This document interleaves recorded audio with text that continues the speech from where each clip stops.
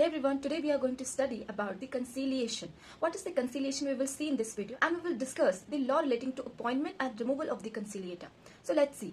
Conciliation is a way to solve arguments without going to court. A neutral person called a conciliator helps the people involved talk and understand each other. The conciliator does not decide who is right or wrong, but helps them to find a solution that both sides can agree on. It's a private and voluntary, meaning both sides choose to do it. Now, who is the conciliator?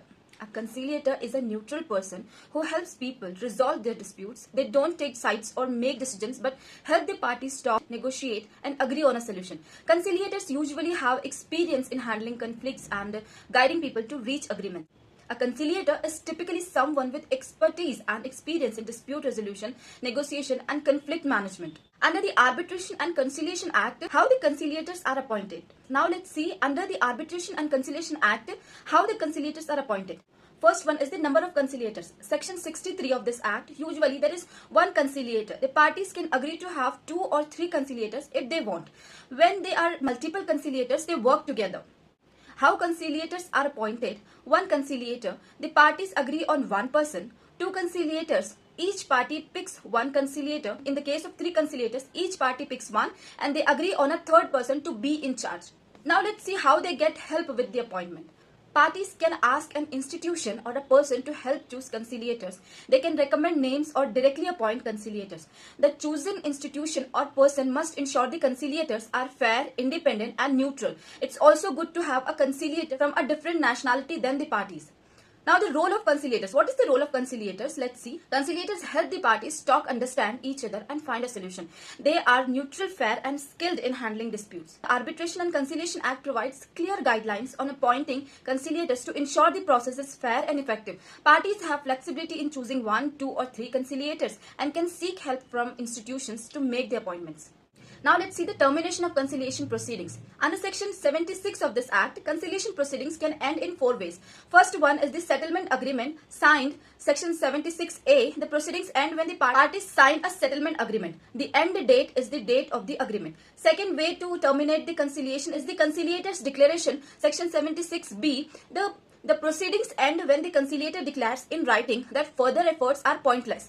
The end date is the date of the declaration. Third way to terminate it, parties' declaration. Under section 76C, the proceedings end when the parties declare in writing to the conciliator that the proceedings are over. The end date is the date of declaration. Fourth way to terminate the conciliation is the parties' declaration. Under section 76D, the proceedings end when one party declares in writing to the other party and the conciliator that the proceedings are over. The end date is the date of the declaration. Now the section 77 said about the resort to arbitral or judicial proceedings.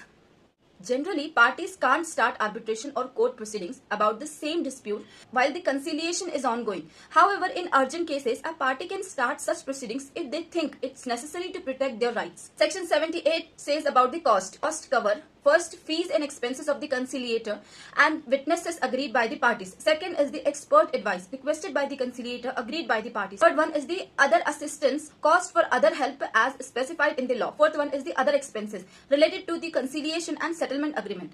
The conciliator decides the cost at the end and informs the parties in writing. Costs are shared equally by the parties. Now section 79 of this act talks about the deposits. The conciliator can ask each party to deposit an estimated amount for the cost upfront and may request additional deposits later. If both parties don't pay within 30 days, the conciliator can suspend or terminate the proceedings with written notice. Upon termination, the conciliator will provide an account of the deposits and return any unused balance to the parties. Now let's see some case about the conciliator's appointment or its termination.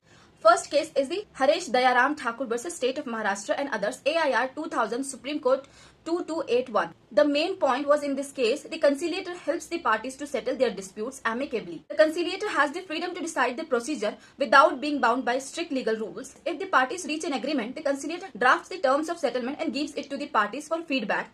Final agreement, the settlement is finalized when both parties sign the settlement agreement, which then becomes legally binding like an arbitral award.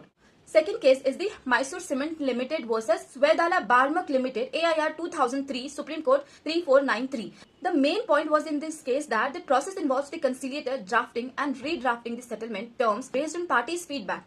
Settlement process, the parties must agree on the terms and sign the settlement agreement. Next, final agreement. Once agreement signed by both the parties, the settlement is final and binding. The conciliator also signed and provides copies to both the parties. In this case, not all required steps were followed, so the settlement was not finalized as per the legal requirements. At the end of this topic, conciliation is a good way to resolve disputes because it is cost effective and fast, less expensive and quicker than court cases. Simple and convenient and easier and more straightforward than lengthy litigation. Reduces bias and corruption. It's fair. For conciliation to work well, face-to-face interaction, parties should meet in person to discuss and resolve issues. The conciliator helps create a positive environment for the parties to resolve their disputes themselves. Conciliation is beneficial because mutual agreement, the parties come to an agreement themselves with the help of the conciliator. It aims to find the best solution that satisfies both the parties. That is the main aim or customs of this act. So this is all about the conciliation or the all law relating to appointment and removal of the conciliator. Hope you understood this topic. If you have any doubt about this topic, let me know in the comment section. We will meet in next video. Till then, keep learning.